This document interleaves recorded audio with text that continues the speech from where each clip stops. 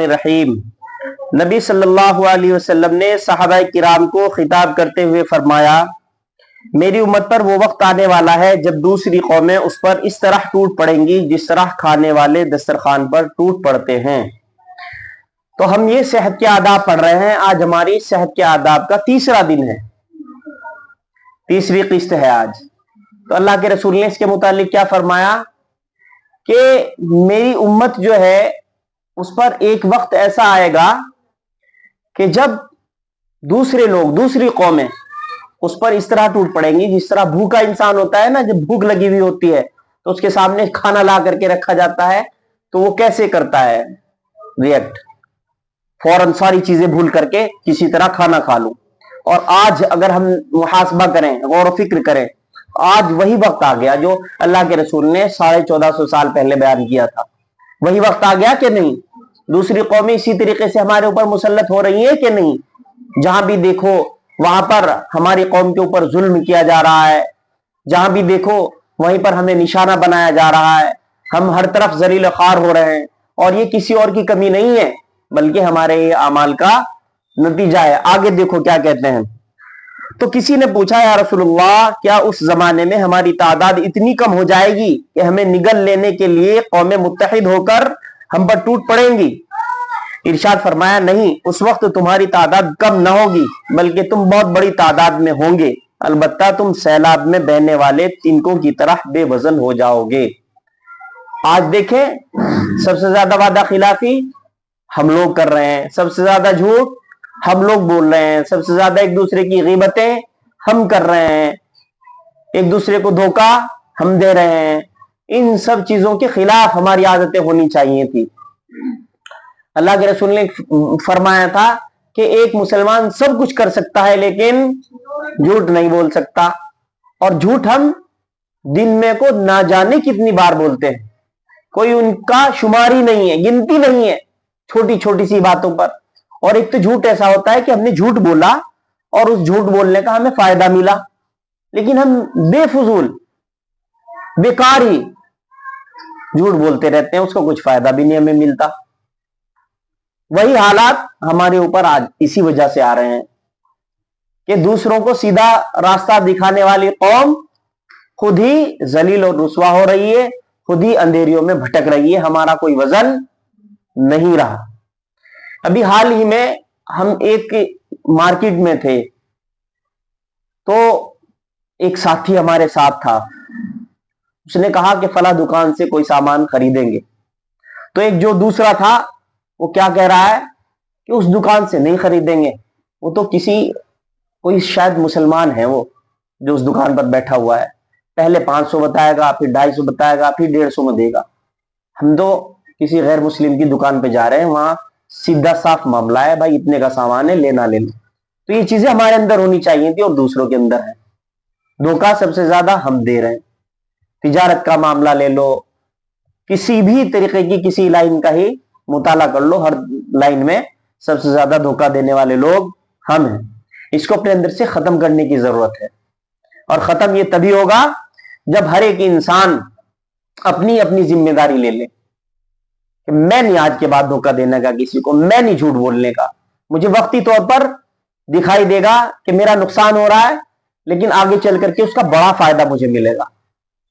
फिर अल्लाह ताला की तरफ से भी इनामात की बारिश होगी, उसका फजल, उसकी मेहरबानियां, उसकी इनायतें हमारे ऊपर हमें देखने में नजर आएंगी। तो आज के बाद सभी बच्चियां ये अहद करें कि आज के बाद झूठ नहीं बोलेंगे, चोरी नहीं करेंगे, गीबतें नहीं करेंगे एक दूसरे की, और किसी को धोखा नहीं देंगे। तुम्हारे दुश्मनों के दिल से तुम्हारा रौब निकल जाएगा और तुम्हारे दिलों में पस्त हिम्मती घर कर लेगी। उस पर एक आदमी ने पूछा, या रसूलुल्लाह, ये पस्त हिम्मती किस वजह से आ जाएगी? आपने फरमाया, इस वजह से कि तुम दुनिया से मोहब्बत और मौत से नफरत करने लगोगे। एक मोमिन जो है ना, उसको सबसे ज्यादा मोहब्बत मौत से होनी चाहिए। एक मोमिन को माल से मोहब्बत नहीं, शोहरत से मोहब्बत नहीं, औहदे से मोहब्बत नहीं, सबसे ज्यादा मोहब्बत किस चीज से होनी चाहिए? मौत कब आए मुझे, ताकि मैं अपने खुदा से मुलाकात करूं, ताकि मुझे रसूल का दीदार हो जाए।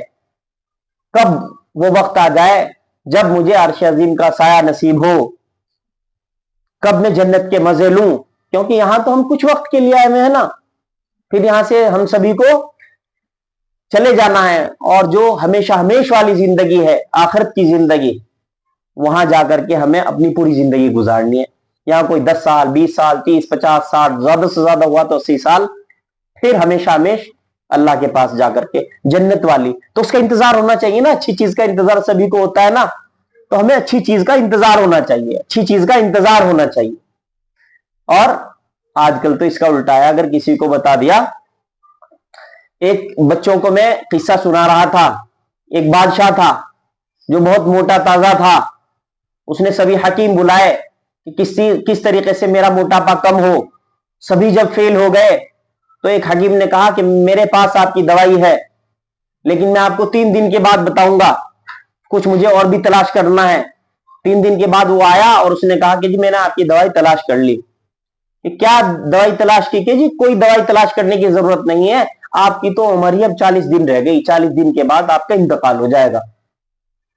तो बादशाह गमगीन हो गया, फिक्रमंद हो गया कि अब तो दुनिया के अंदर मेरे 40 दिन ही रह गए, अब तो मुझे मरना है भाई। तो जब किसी के ऊपर गम सवार हो जाता है ना, तो ना खाने को मन कर रहा है, ना पीने को मन कर रहा है, सोने को चाह रहा है, तो नरम बिस्तर तो है लेकिन नींद नहीं है, कोई किसी भी चीज में दिल नहीं, रिश्तेदारों से मिलने में दिल नहीं, अपनी सल्तनत के लोगों से मिलने में दिल नहीं, किसी चीज में भी उसका दिल नहीं लग रहा। तो वो क्या हो गया? मोटे से पतला हो गया, कमजोर हो गया।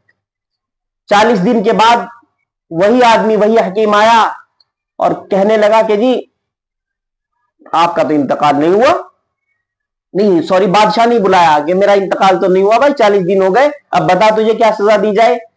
कि जी सजा तो मुझे जो भी दे दियो, लेकिन ये बताओ कि आप पतले दुबले हुए कि नहीं हुए?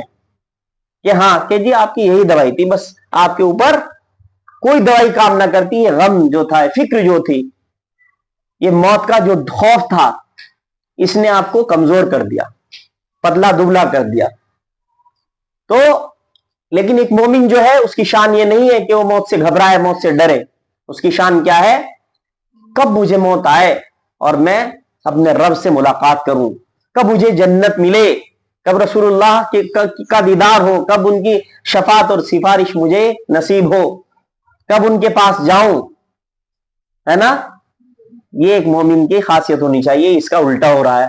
खैर आगे देखो क्या कहते हैं। हजरत अबू हुरैरा रज़ियल्लाहु ताला अन्हु का बयान है, नबी सल्लल्लाहु अलैहि वसल्लम ने फरमाया, बेहतरीन जिंदगी उस शख्स की जिंदगी है जो अपने घोड़े की बांकें पकड़े हुए खुदा की राह में उसको उड़ाता फिरता है। जहां किसी खतरे की खबर सुनी, घोड़े की पीठ पर बैठ बैठ कर दौड़ गया, कत्ल और मौत से ऐसा बेखौफ हो गया गोया उसकी तलाश में है। नंबर 5, खातिन भी सख्त कोशी और मेहनत और मशक्कत की जिंदगी गुजारें, घर का काम काज अपने हाथों से करें, चलने फिरने और तकलीफ बर्दाश्त करने की आदत डालें, आराम तलबी, सुस्ती और ऐश से परहेज करें, और औलाद को भी शुरू से सख्त जफाकशी और सख्त जान उठाने की कोशिश करें। घर में मुलाजिम हो तब भी औलाद को बात बात में मुलाजिम का सहारा लेने से मना करें, और आदत डलवाएं कि बच्चे अपना काम खुद अपने हाथ से करें। सहाबिया औरतें अपने घर का काम अपने हाथ से करती थी, बावर्ची खाने का काम खुद करती थी, चक्की पीसती थी, पानी भर कर लाती थी, लेकिन बड़ा जो है वो तो छोटे को बतावे काम, उससे छोटा उससे छोटे को, और उससे छोटा उससे छोटे को, भाई बहन को। और फिर अगर कोई मदरसे में पढ़ के, स्कूल में पढ़ के गई है ना